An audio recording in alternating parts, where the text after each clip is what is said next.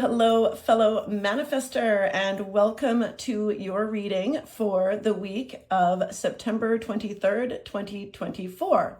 But know that if you are encountering this video at a later date, you are still in the right place.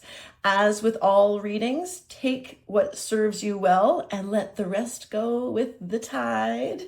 One of the most spectacular things about being human is that we have free will choice. So no matter what messages the universe has for us this week, we always have the power to change them. Okay, this week I am called to the ocean for guidance. I just got a brand new deck, so I will be pulling one from the Ocean Spirit Oracle, one message from the mermaids, and then we'll do a past, present, future spread with the tarot. Okay, let's get going. What guidance does the sea have for us manifestors this week? And it is purpose. I love it. Okay, purpose. Trust in your values. So purpose is an integral part of being happy. All right. So happiness is generated from within. Very often people think that it is objects or experiences or money, that make us happy, but it's actually not true. Happiness is a feeling that can only be generated. It can be triggered by things, right? But as manifestors, we don't need to respond to anything to make decisions, right? That belongs to our generators and our mani-gens. So with us, it is really, well, it's with everybody, it is generated from within, but it's super generated from within with us because we receive direct downloads. Everything is generated from within us. We don't need anybody. Can feel sometimes like we don't need anybody else. Of course we do. We are interpersonal beings, but manifestors actually do like spending time alone because they like their own company. All right, so trust in your values. Now this is a great message for manifestors because when we trust ourselves and the fact that we are supposed to live our design the way that manifestors do, right? So trust in those values and they'll help guide us, right? Okay, so let's see, we'll maybe expand on that with a mermaid, but I love it, okay? So we've got this beautiful, the colors are gorgeous. It's actually beautiful. I've never had a deck that was photos before. And this is only the second time that I have used this one because the reflectors were my first one. All right, now the mermaids. What do the mermaids have to share with us? Trust. Oh, the universe is so spectacular. Okay, so once again, and look at even like all of this green. Okay, so green, when we talk about chakras, is very heart-centered. All right, our values are very heart-centered. Our values come from our head and our heart. We're taught values in our homes and in school, and we're taught values in our interpersonal relationships, sometimes with our religion, our spirituality, right? But it's like but it has to be so we learn things through our heads, but we absorb them in the heart. All right, so there's very clearly a message about trust this week coming through. All right, so look at all that beautiful, lovely colors. She is really flowing there. Most of them are. They're underwater, but I haven't used the mermaid deck very often. Actually, most of my decks, I may have a little problem with ordering new decks, and so my goal is to get to know these ones before I buy any more, although my new yoga studio has a whole bunch that I haven't seen in person, and I try to buy them from like small shops to support small business rather than, nothing wrong with buying things online, but I do also, if I can buy something locally, I try to. Okay, so here we go. Past, present, future manifestors. So past, we have the moon. Okay, that's interesting. Present, we have the Four of Cups. And future, we have the Nine of Wands. Okay, so in the past, okay, so the moon is a card of illusion. And like illusion, like like when you take a look at, like, let's say a full moon, right? First of all, the moon does not burn bright all every day, right? It's not like the sun, which is pretty reliable, given except for like in storms and stuff like that, right? So the sun we know, and then we know that the moon is there, but more than half the time it's hidden. And so what happens here is that there's something from the past that was very hidden that has now come to light.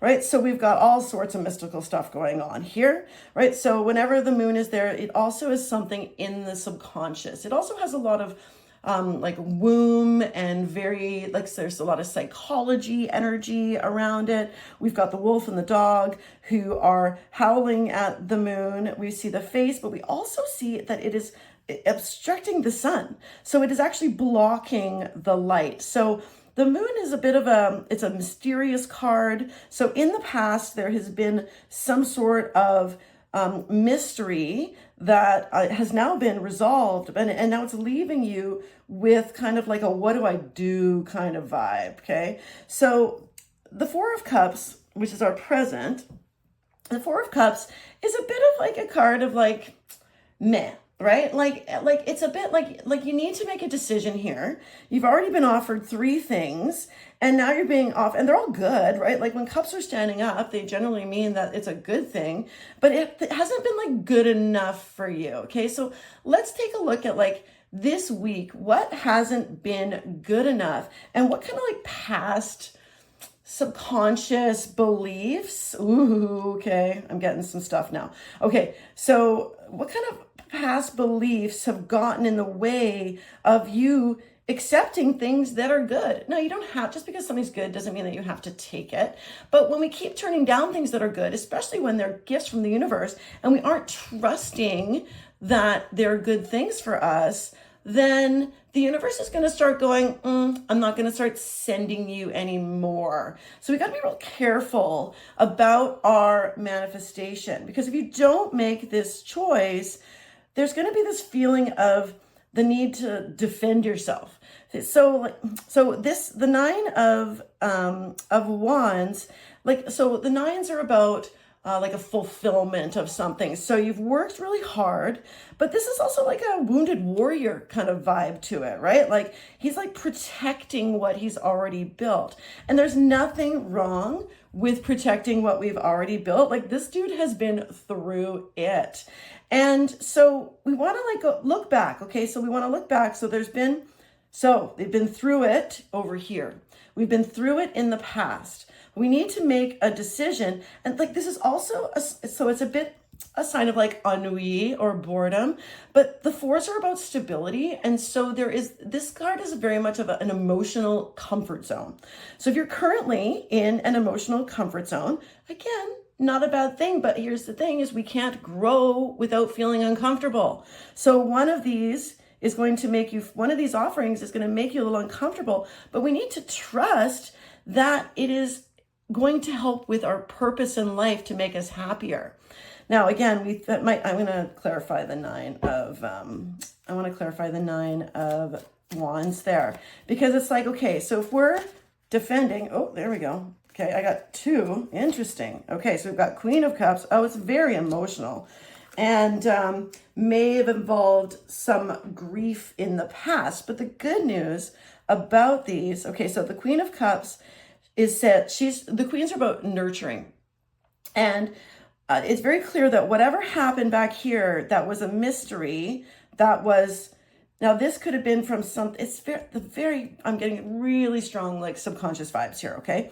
So something in your subconscious from the past is causing you to say no and to no to something cool that you should be trusting that will help you in the future. But if you don't, sorry, but